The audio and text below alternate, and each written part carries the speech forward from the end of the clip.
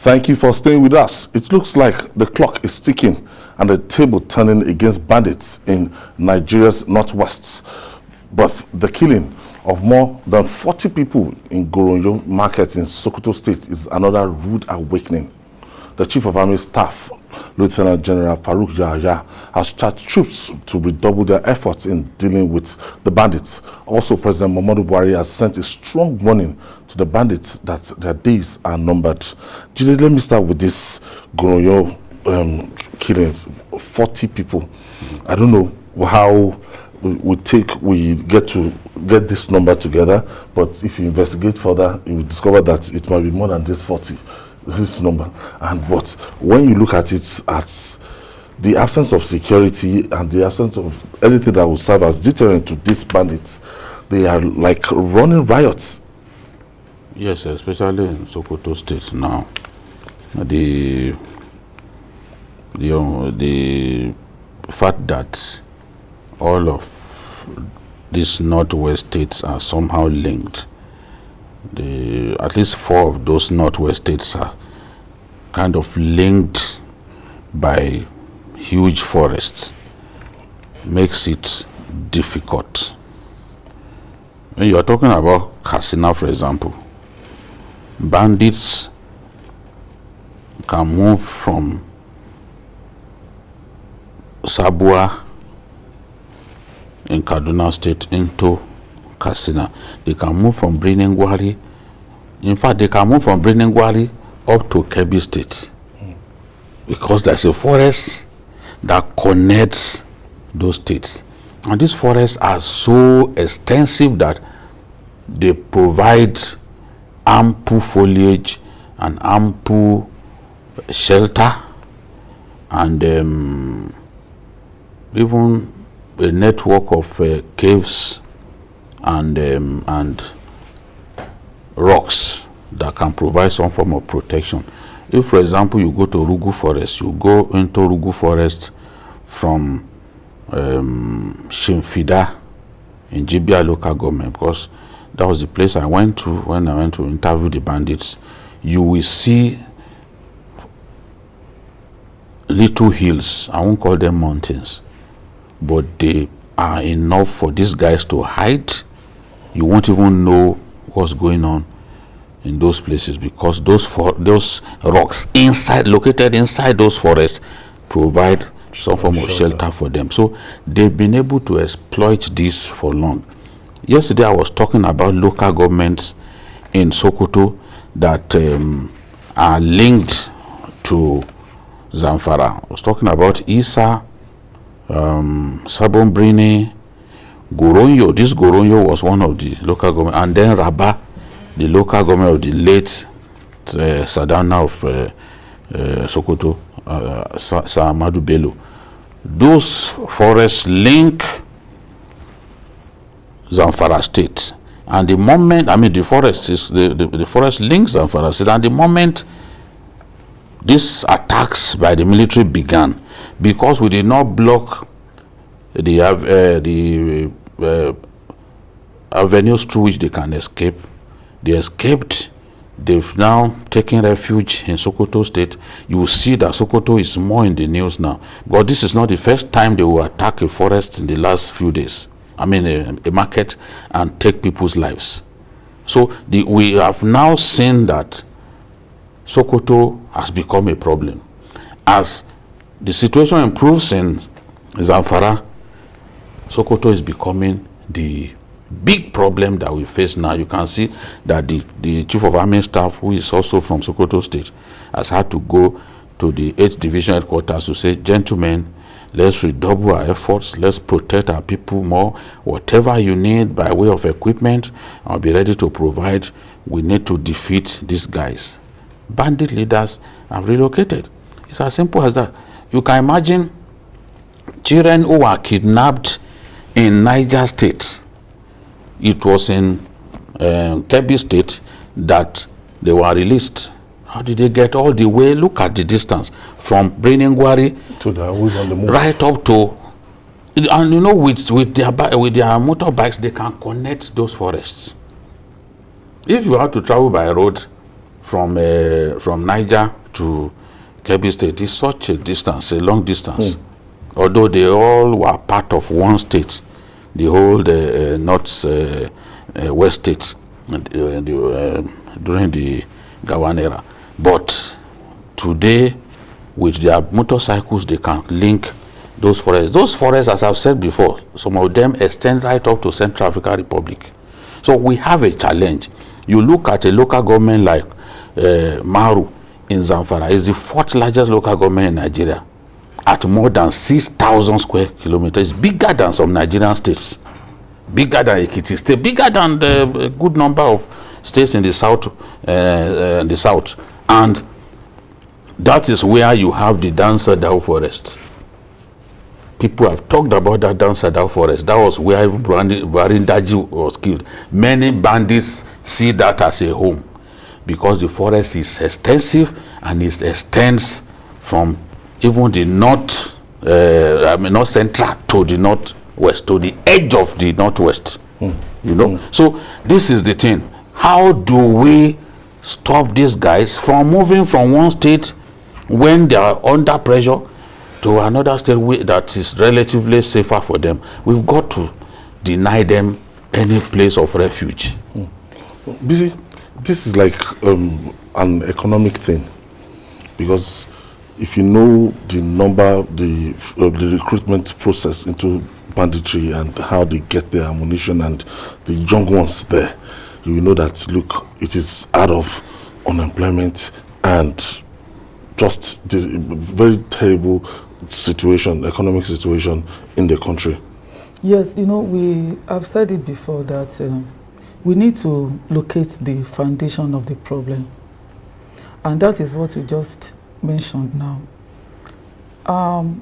When you have an army of youths that are not schooled, that are not employed, that are not, they are not doing anything productive with their lives, so to say, then you cannot rule out acts of banditry, terrorism, and criminality.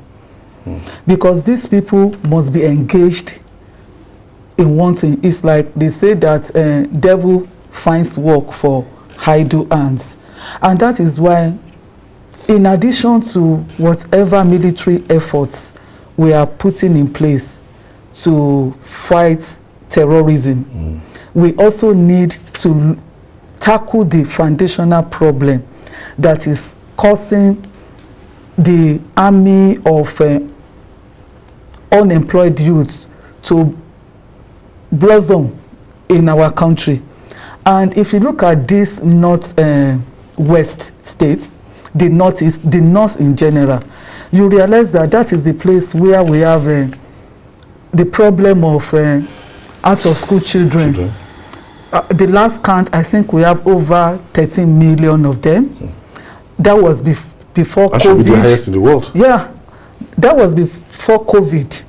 Now, with all the abductions in schools and all of that, it means that many, many more children will be out of school in these states even now.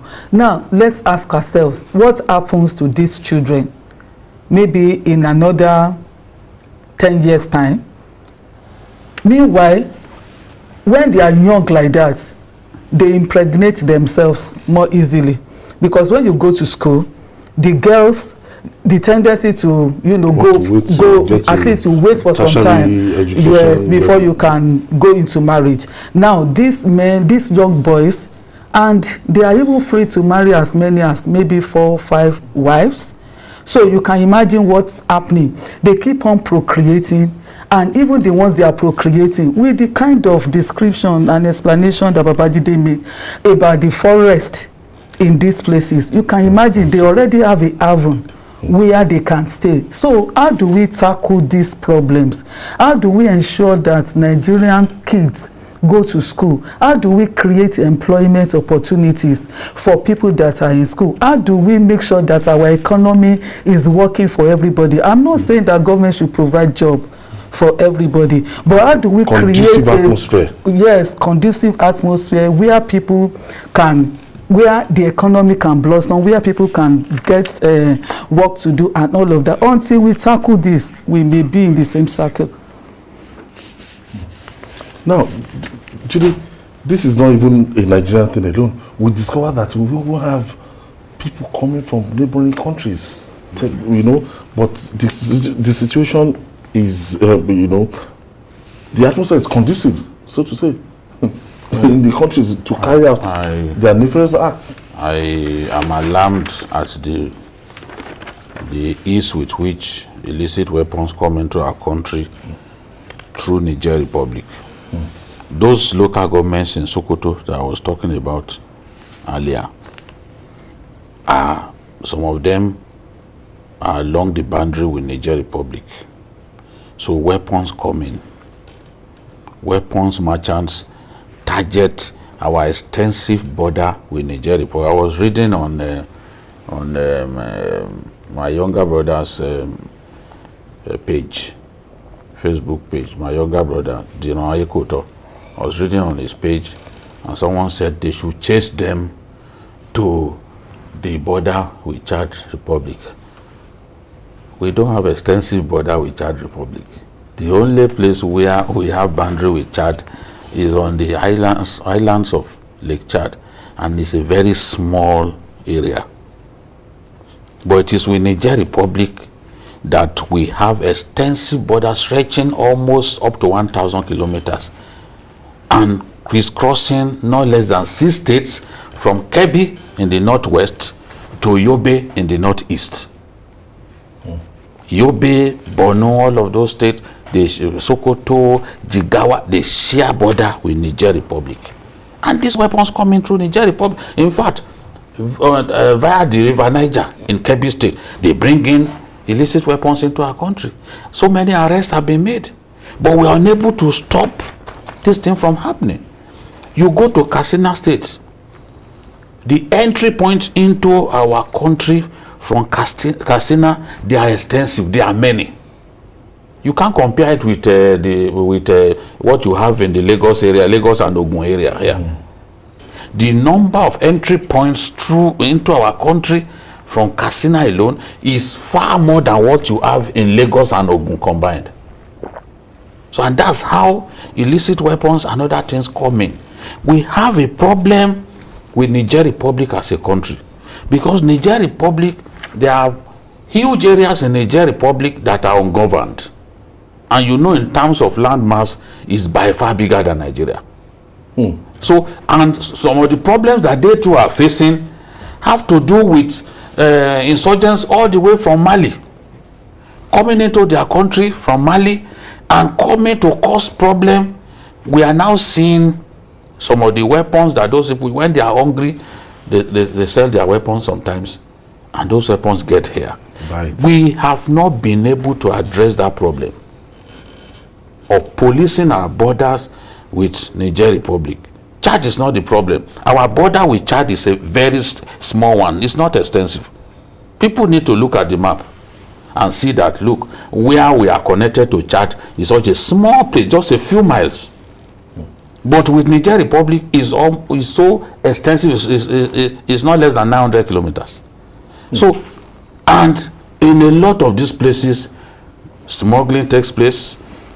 Smuggling even of food items and all that, prohibited items coming into our country, you know. So we need to stop those prohibited items coming into our country, even if they are food items, things that we can produce here, because that's doing damage to our economy. And then those illicit weapons, because if we deny the bandits access to weapons and some of the things that they need desperately, you have partly won the war. Because without his gun, the bandit does not pose a threat to you. Maybe even in hand-to-hand combat, you can defeat him. But a bandit who has a weapon, who has an AK-47 or AK-49, he can hold more than 100 people hostage. So this is the thing. We need to address the issue of those weapons, the way they come in, block the entry points, so that we can effectively deal with the problem that these guys constitute. Olabisi, President Muhammadu Buhari now is sending a strong warning to bandits. And I see it and I look at that I think we should have gone past this stage of warnings. I feel that, it's just it's just too late. They are abducting in Kaduna State, they are wreaking havoc across the country. Why should we still be sending warnings to bandits? Well, let me just state some of the warnings that the president had given in the past. Specifically on March 13, 2021, President Buhari issued stern warnings to bandits and terrorists. That was hours after a viral video of students of Kaduna Forestry surfaced online, where they were begging the federal government to please help them raise 500 million for bandits. Yeah. So the response of the president was to issue a stern warning to bandits to be very careful, because the federal government is powerful and will soon descend on them. Now, shortly after that, on April 23rd, 2021, the president issued another warning. Another strong one. Yes, this time around, he said, we have capacity to crush you. Buhari warns bandits. That was in the wake of the attacks in Zamfara State, which led to the death of about 80 persons and the destruction of properties. At that time, I quote him, he said, these criminals should stop pushing their luck too far by believing that the government lacks the capacity to crush them.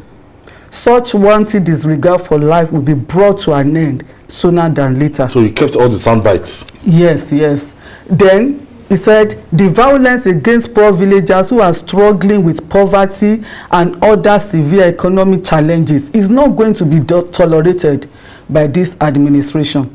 On May 13, 2021, President Buhari warned against banditry and the threats to food security. Again, June 3rd, 2021, the president warned and issued stand warning. Now, it's almost a monthly affair. Yes, it's almost a monthly affair.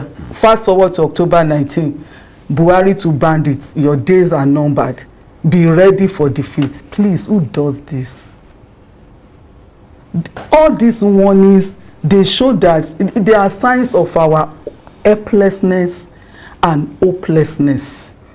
Because in fact, if you look at some of the wherever they are. Yes, if you look at some of the wordings of the warnings, they are similar. It's like somebody just sit down yes, they just pick the same thing and keep on doing that. How do we? You are fighting a great battle as big, as serious as this, and all we do all the time is to issue strong warning. If you have an enemy that you always warn and warn and warn, how do you think the enemy will perceive you? You have already shown yourself to be a weakling because you don't warn your enemies. You attack them. Somebody is attacking you. Somebody is destroying you. All you need to do is to attack them with all the power and energy that you have. They don't warn us. They don't warn us. They don't warn us. Go ahead. They go ahead. They wreak havoc and they collect their cash. Yes, we keep on warning them. We keep on warning them. Now we have warned them again. 40 people were killed, and I'm sure the number will be higher than that. Of course. Now, maybe tomorrow, God forbid, I have to be optimistic. It's a daily occurrence in Nigeria. So another issue occurs, and you still issue warning. We've gone past this warning. Honestly, if the president's aides will just change their style, let them please keep quiet for some time. Let them stop warning bandits. Let them just keep quiet. Let them tackle them for a change. Let me take Tayo. Tayo is calling us from Ilorin. Hello, good evening, guys. Good evening, Tayo. Thank you for joining us. You're welcome, sir. Go ahead, please. I just in the conversation that you guys are talking about. When you say about bandit terrorism and all that, Mr. Abadje, especially you are firm to call it like what it is every time. You call them criminal, you call them whatever name you always give them. I will appreciate that if you give the politician as exactly what it is. I'm very sorry, I'm not a politician, There is nothing money laundering. Call them thieves. Whoever stole money, nobody wants to feed their children. And all these people that they keep killing people around, believe you and me, that you know where they are, you know where they are. I'm very sorry for the soldiers, because they're doing a good job. And they have to keep sending them back. And the last one. Thank please, you. They do this in the U.S. If it can happen here too, I don't know. Thank you. It's just that the law does not permit us to call anyone a thief until he's been proven guilty by court of law. You see, people don't know that we are governed by regulations. I've seen people say, "Oh, why did you cut that conversation when that guy was talking?" Someone makes a call, is inciting one section of the country against the other, and you are wondering why the producer, whose duty he has a KPI. Yes, even Nigerian NBC, we have our own principal above. Let's even not get to the point of the producer in his KPI. He must ensure that the program incites must not be accused of permitting incitement. So people won't always get what they want. You want that person to go on talking, but we are responsible to the regulator. The regulator will not permit me, for example, to say certain things that can set Nigeria ablaze. So this is the thing. People want us to say certain things. Yes, it's a time to be angry in our country, but it's not a time to allow one's common sense to take a flight. You just have to do things within the ambit of the law. Somebody is not convicted by a court of law. You want me to call him a thief? If he takes me to court now, even for lawyer to write, alone, notice of whatever it is, I will pay about 500,000 minimum. And you are not going to help me out. We've seen people when I was a tabloid editor. Monday, Wednesday, and Friday, give me 2 weeks. When I was a tabloid editor, people will come and say, this story is an excellent story, it's true. When you go ahead to run the story and you need help, just for them to provide the facts that you need, the empirical evidence that you need to win the case in court, you will not see them again. That's the thing, that's the problem. There was a particular person I will never forget. That it was his dad that was detained by the police. When they now eventually negotiated with the police and made peace, then the head of that unit decided to go to court. This guy stopped picking my calls. Not that the thing didn't happen, no, but they negotiated with the police and then they made peace. They then told him, don't have anything to do with that guy again. I started calling, pick my call, I did you a favor. That's Nigeria for you. But the point that I'm making is that we are not permitted to say certain things on air. People should know that the NBC, the broadcast business is far more regulated than the print media. They're following us bumper to bumper. You may not see that kind of regulation at the level of the print media. Yes, sir. But in broadcast, because of the reach of television, the number of people and radio, the broadcast industry is regulated. So we apologize if we can't simply say some of those things that you wish to hear us say. This is the problem. People need to know these things. So if somebody is saying something on phone, we have a right to say you have said enough. You can say it on Facebook, you can say it on WhatsApp. And get away those are not regulated. You can say it on our platform. We take this